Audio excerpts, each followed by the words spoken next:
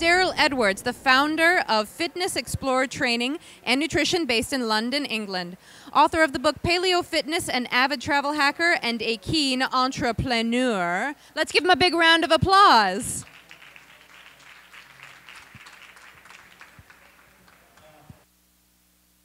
Hello, 1, 2. Thank you. Okay, as I just stated, my name is Darryl Edwards. I'm a clinical nutritionist and also a movement therapist, and I'm based in London, England. And my focus really is on the Paleolithic lifestyle. So, I have a book out called Paleo Fitness. Primal training and nutrition to get lean, strong, and healthy. Some of the hazards of paleo fitness, what happens right here. Play can be dangerous. So that's what happens.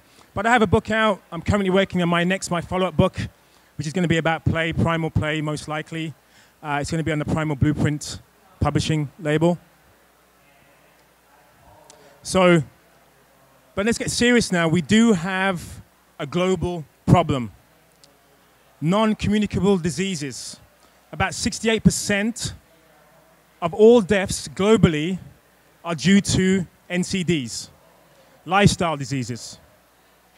Obesity, stroke, heart disease, cancer. The majority of deaths on the planet are based on NCDs. Doesn't matter where you're from, the developing world, the Western world, all suffer from these ailments. As you can see from the really funny diagram there, we definitely have a problem. There's some kind of devolution going on when it comes to our state of health. 70% of American adults are overweight or obese. 70%, which kind of, I don't know, basically from that section there to you guys on the left, should be overweight and obese based on those stats, okay? The rest of the world are not far behind. In Britain, it's about 62%. Australia, it's about 60%. Other parts of the world, not too far behind. We definitely have a problem with overweight and obesity. So what are the key factors for health? Diet, what you eat, the source of your food, activity, the type of activity, your environment, so your macro environment as well as your micro environment.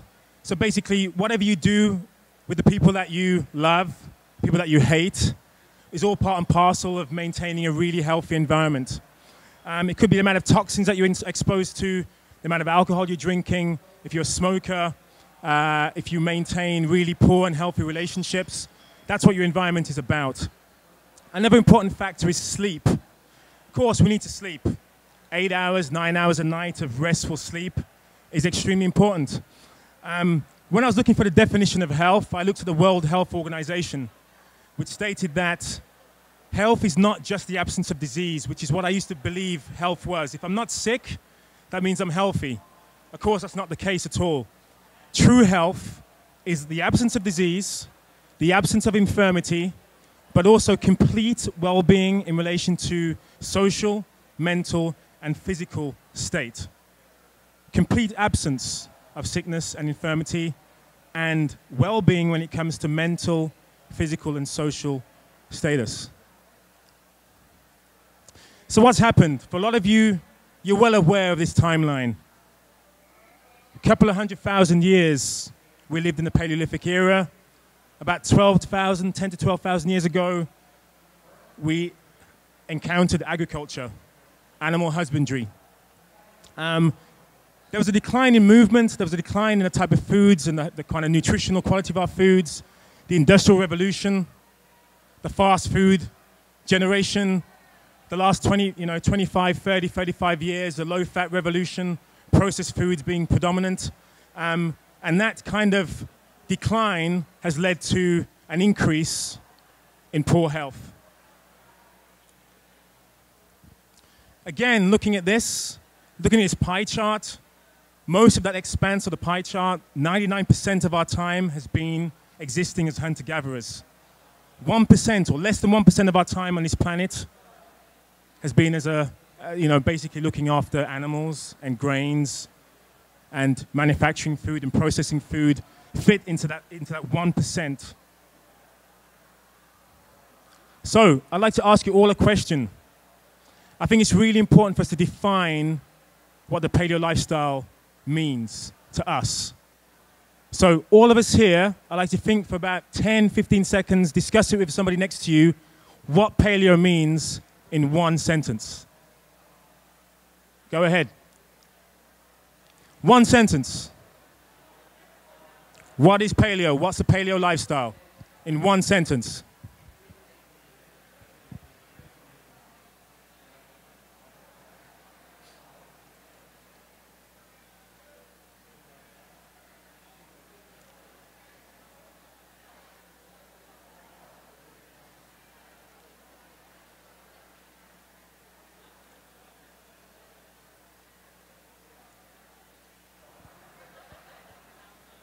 Okay, do you have any suggestions?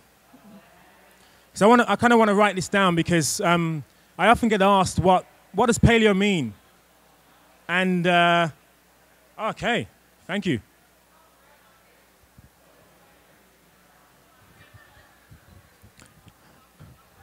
How grandma ate. How grandma ate. Okay, so my grandma ate lots of grains. So maybe not. Okay, on the farm. Okay, so what else? Anyone else?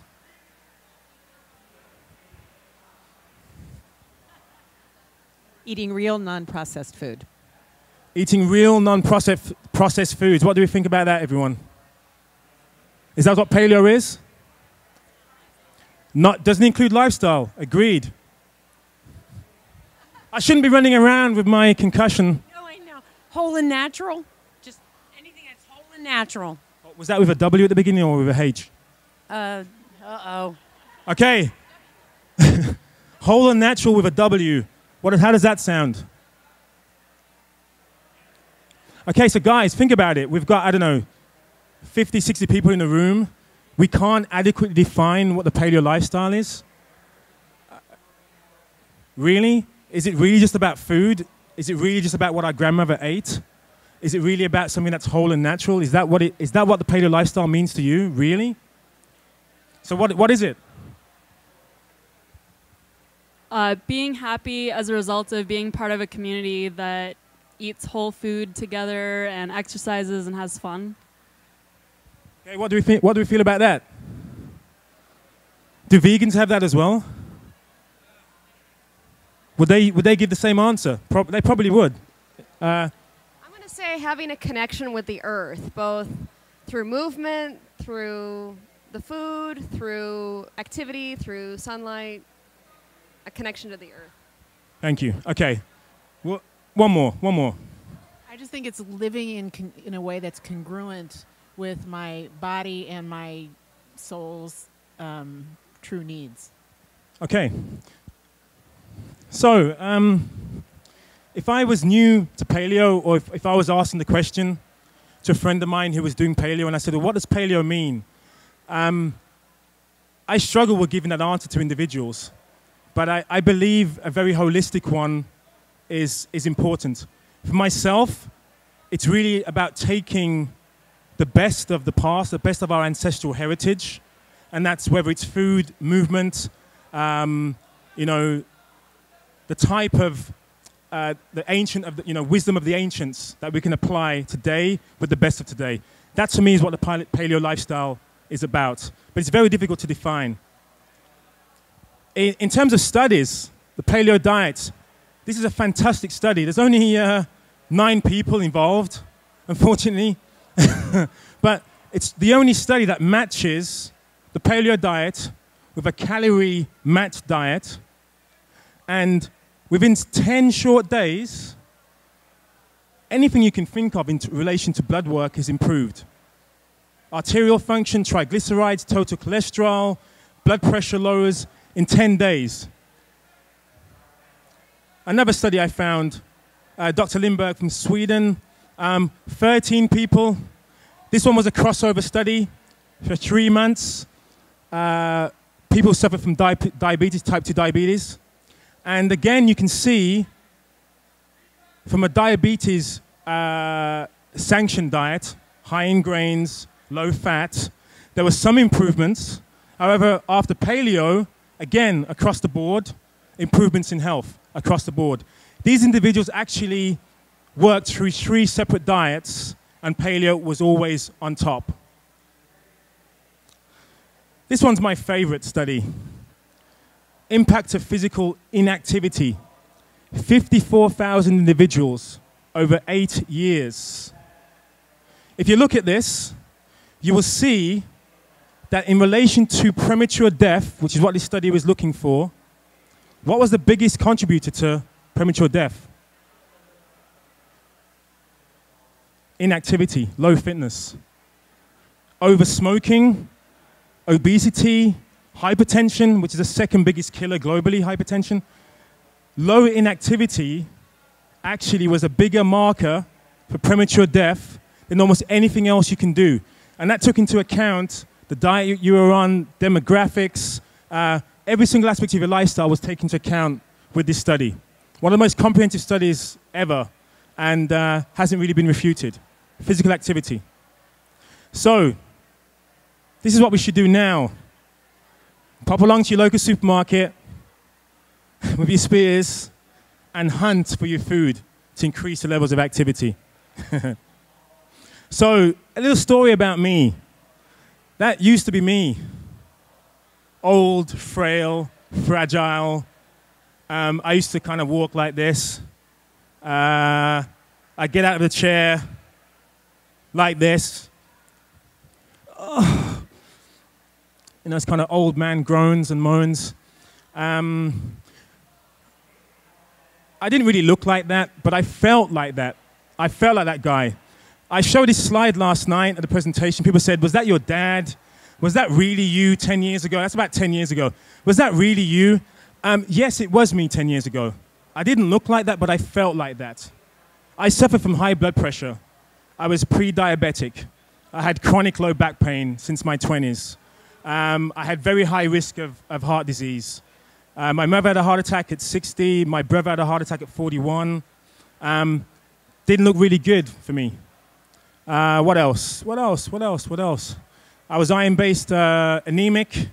I was pretty sick. I suffered from seborrheic dermatitis, which if anyone has experienced that, basically your skin kind of flakes off the biggest pieces of flakes you can imagine. You don't want to go outside. It looks quite hideous. I suffered from that for years.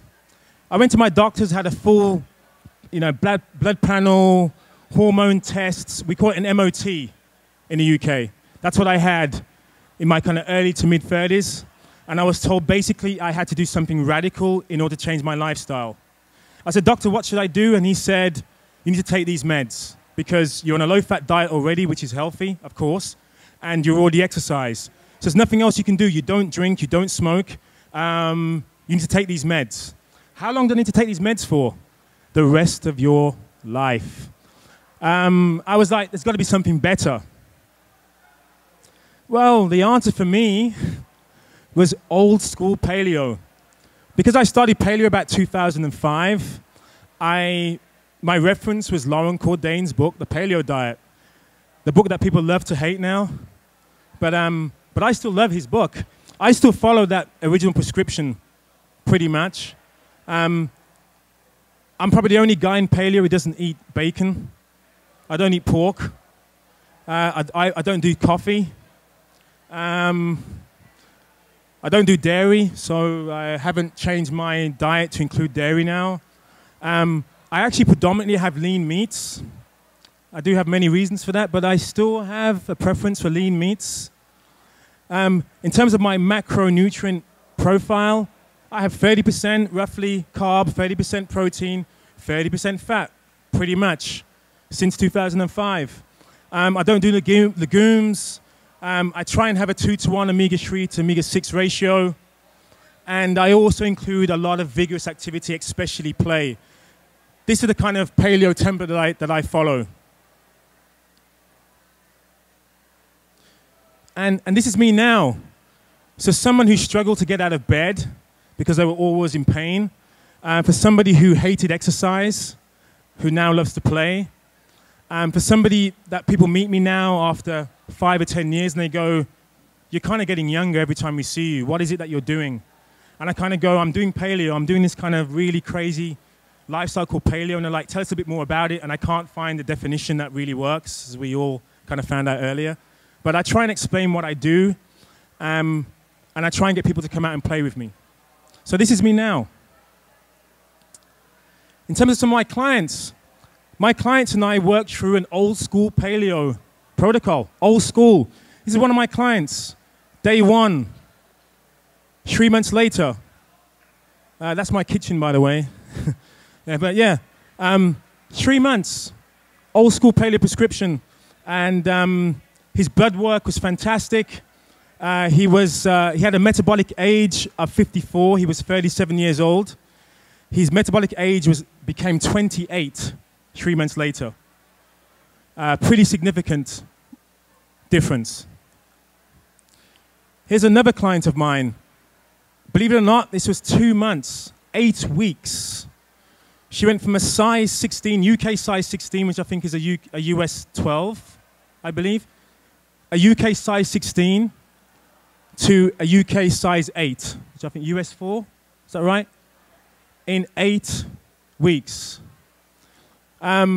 People have asked me, is that photoshopped? You can't see her face. She actually didn't want to have her head in the first picture, and that's the only reason why her head's not in the second. Most of my clients who come to see me feel the same way. They feel quite embarrassed about taking a before shot. But it's amazing what can happen in just 8 short weeks. In terms of physical activity, she's doing about 2 or 3 sessions a week with me, 30 minutes, 45 minutes. She's playing a bit more with the kids. She's taking the stairs rather than the elevator and the lift. She wasn't doing anything that radical apart from old school paleo. I found this statement from Hippocrates, and it summed me up entirely. Eating alone will not make a man well. Some people believe that's to do with not having company or having company when you're eating, but it just means that just good food, good diet, good nutrition will not make you healthy. It won't. It may improve your health, that's for sure. It will do. But if you avoid activity because you're just focusing on nutrition, you will never attain a good level, very high level of health. We must also take exercise. That's the end of my presentation. I've left a little bit more time for questions. All my contact details are there. As you can see from the bash here, I need stitches. I decided to stay behind so I could give this presentation. I'm not as coherent as I should be, but because I couldn't afford a few $1,000s for the ambulance, I had to wait for someone to give me a lift, or I've got to fly back to the UK where it's free of charge, of course, with the NHS. So, it's a true story. So, if you like what I do, please buy my book. It means I don't have to get on a plane tonight to the UK. I can hopefully pay for someone to give me some stitches. Okay. Thank you. Does anybody have questions for Darryl?